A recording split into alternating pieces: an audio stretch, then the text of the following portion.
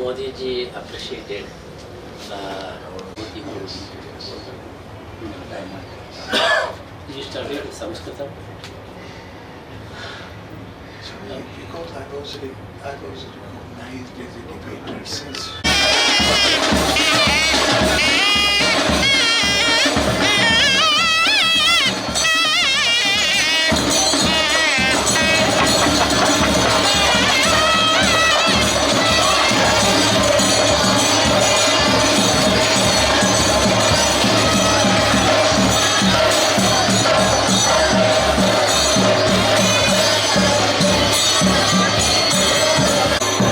Mobile ಯಾರದು?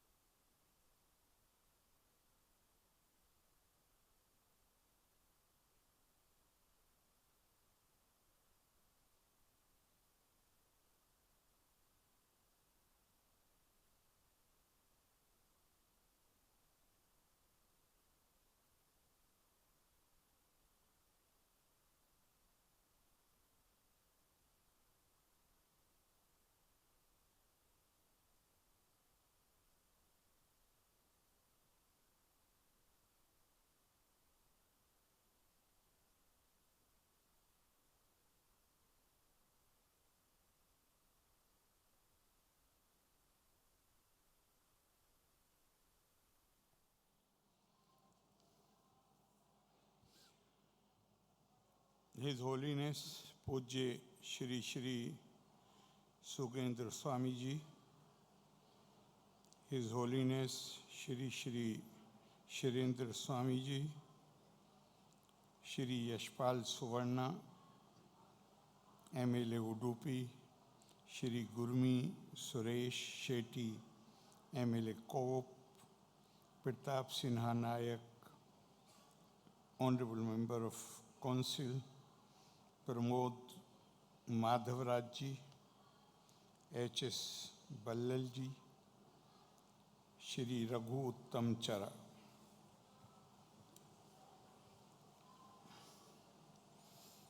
I am so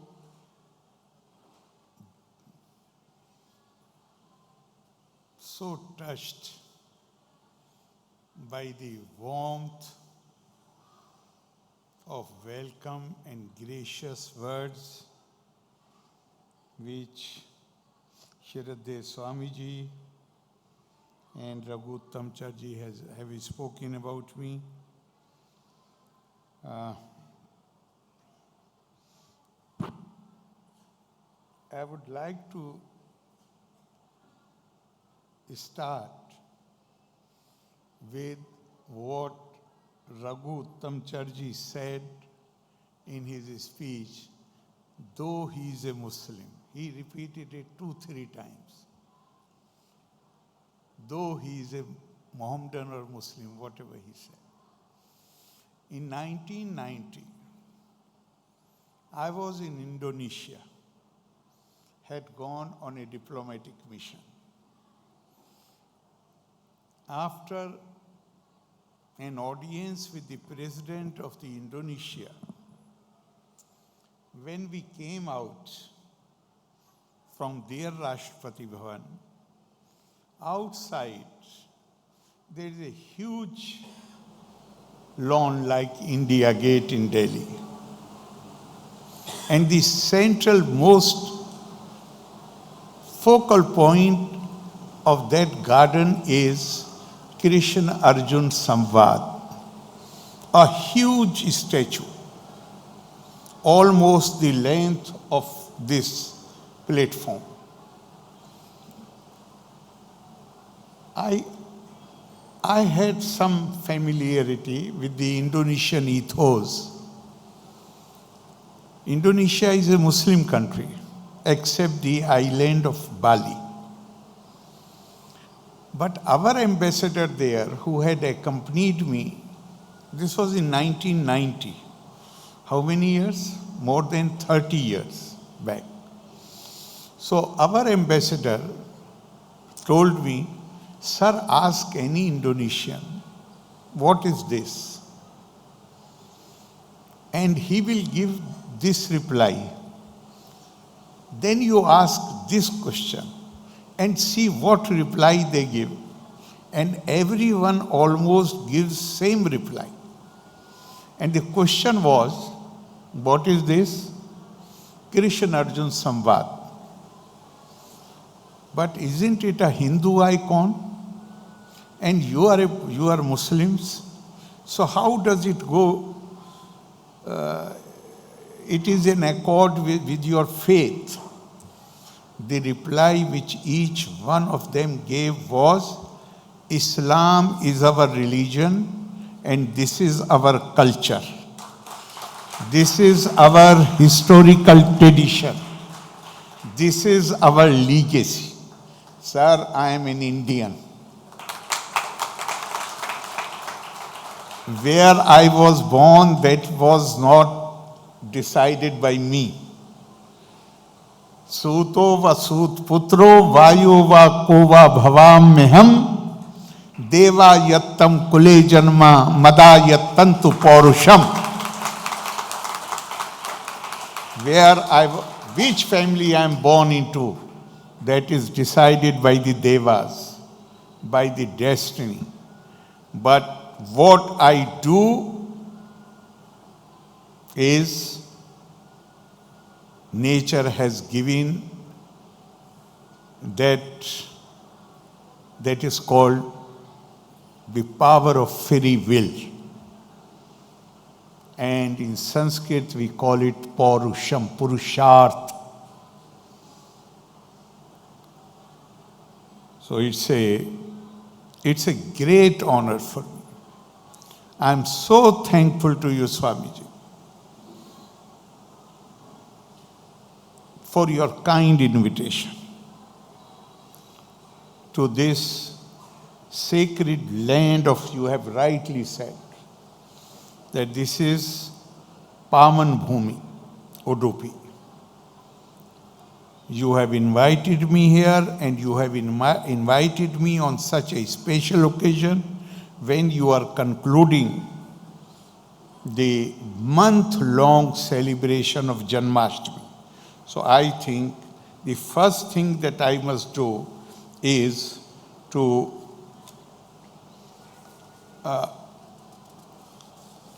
pay my devotional tributes to Lord Krishna.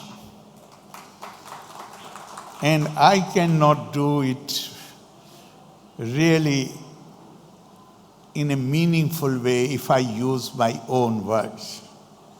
Therefore, I will use the words of a young girl of Kerala, whose name we do not know. But the 4 lines, beautiful lines which she composed, they have become immortal. And these 4 lines she composed while standing in the temple of Tirupati Ji, giving expression to her feelings of devotion. Ratna karas tav girham, jaya cha lakshmi, kim deyam asti bhavte purushottamay. Abhir Gopa Lalna Hirta Manasaya Dattam Manome Toritam Girhan. You live,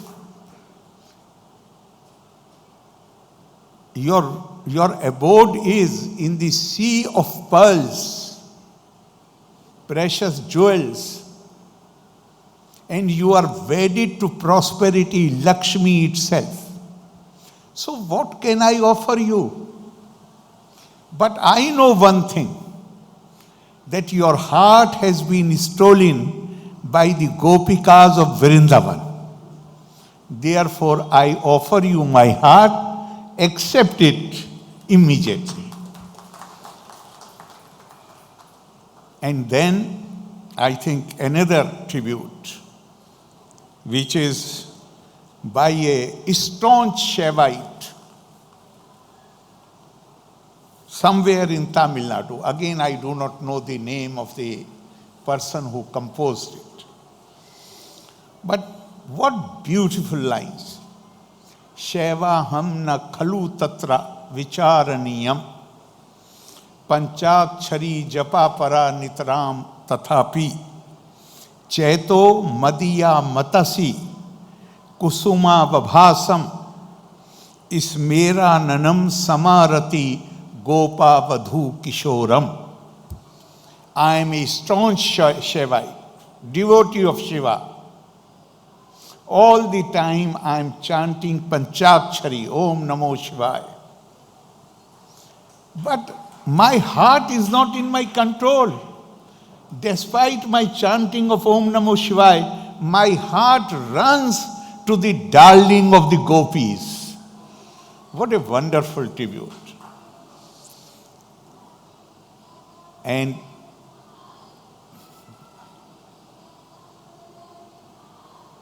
I would like to compliment, I would like to applaud Swamiji. I'm not going into the history of all of the devotees who are here. They know how the responsibility changes after 2 years, and there are 8 months, so I will not go into that. But I would like to compliment and applaud Swamiji for devoting these 2 years for promoting education of Gita and the Sanatan values. Doctor? 20 minutes. Already? Oh, 1 minute. Because I was saying to Swamiji that if you look world over, this civilization, we are not the only people. There are so many civilizations and cultures in the world. These civilizations were defined by variable and alienable characteristics like language, faith tradition,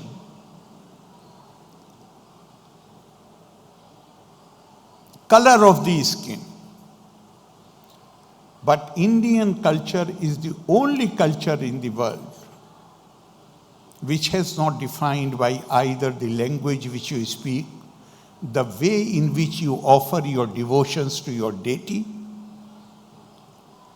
or the color of your skin.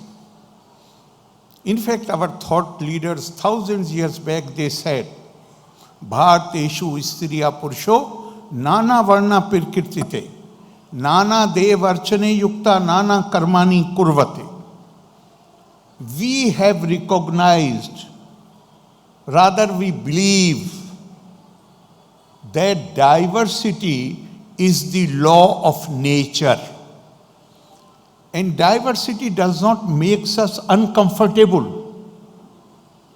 For us, diversity is a means to strengthen our unity. Why? Because our culture has not been defined by the parameters which outline diversity. our culture is defined by Atma. Aham Brahmasmi, Tattvamasi, Prajnanam Brahma, I am Atma Brahma. The four Mahavakyas from the Vedas, which almost mean the same thing. Basically, our culture believes in the divinity of mankind. And this belief, once you train yourself in this belief, you internalize this message and you start seeing everybody as an extension of your own self. Is it possible for me or you to tread into the sanctuary of the other person? To put my foot on the foot of the other person? And what beautiful lines Bhagavan Krishna has used. Yada bhuta pirtak bhava mekasthamanu pashyati tat eva cha vistaram brahma sampadyate tada. When we start realizing that all this diversity, all the people who are sitting in this hall or standing outside, in their appearance they are different. But there is something which is common among them all, and that is Atma. And Atma is the basis for defining the culture of India. And if Atma is the basis, then nobody is alien to you. Everybody is your own. And even the faith traditions, Bhagavan Krishna says, Ye yatha ma pirpadyante tansthate bhajamyaham mam vartamano vartante manushya parth sarvacha. You may have your own way of offering your devotion, but the Lord sees your intention. Akashat patitam toyam yatha gacchati sagaram sarvadeva namaskara keshavam priti gacchati. You may offer your salutations, your devotions to anyone, but like the drop of rain which falls from the sky rushes towards sea, so your devotion may be offered. The names differ, but the reality is one. So, all your devotions which may be offered to any deity, but they ultimately, they reach Keshav. This is what, and therefore, how do I offer my devotions? How do I pray? That does not make any difference. Yoma pashyati sarvatra sarvam chamai pashyati tasyaham na pirnashyami sacha mena pirnashyati. One who has realized, one who sees me everywhere and in everybody, such a devotee, such a man who has realized this truth, I am never separated from him and he is never separated from me. This is the message of Gita.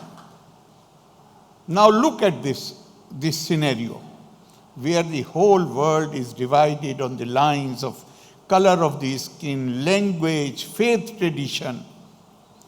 Since ages, now people world over are yearning for something which can unite them. What happened in 1948,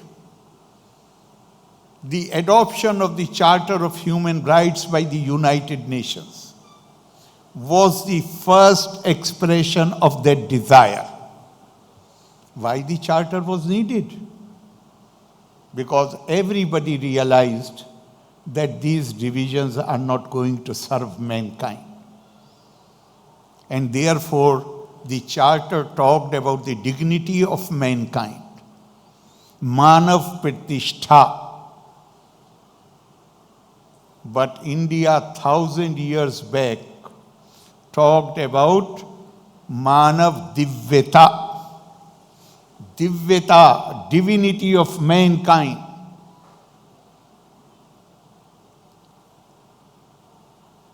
Humanizing of divinity and divinization of the mankind.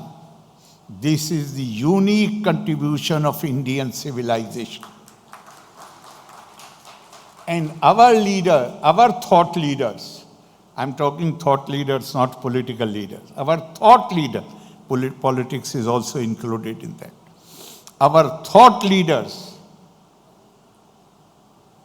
they gave us this philosophy, these scriptures came through them thousand years back. Therefore, sometimes I feel we have every right to feel proud of our legacy. But I feel a sense of shame also. That this more than 5,000-year-old message, we were not able to convey to mankind. In fact, if we had conveyed that message to mankind, then possibly there was no need for the Charter of Human Rights. There would have been no need to adopt a Charter of Human Rights in 1948. Rather, the world would have given credit to India for seeing. Recently we had G20. What was the motivating line? Ayam nich paroveti garna laghu cheta sam udar charita nam tu vasudev kutumbakam.